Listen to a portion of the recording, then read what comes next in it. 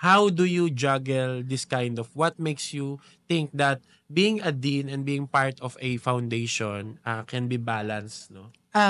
Usually, 'di ba, para bang routinary eh. Routinary yung work ko as an educator, as a dean. How long have Tapos you been teaching na, madam?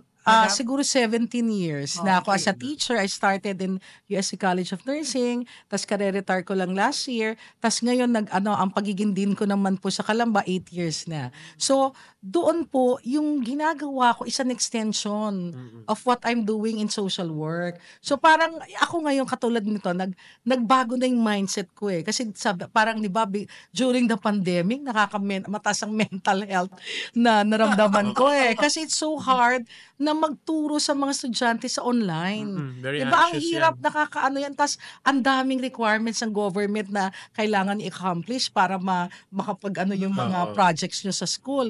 So ang hirap nun. So ako naman, sabi ko sarili ko, palagi tinatanong ng staff ko, Dean, bakit napaka-active mo pa rin? Meron ka pa rin mga social work, Sabado at Linggo. Sabi ko, kasi yun ang nagbibigay sa akin ng lakas. Para ba siyang may inner power siya sa akin na pagkatapos ko mag-medical mission, kahit ang layo pa niyan, the next day, ang lakas ng katawan ko. Diba? Para siyang meron ngang spiritual na nabuboost, boost. oo, Nabuboost siya, na sabi ko sa sarili ko.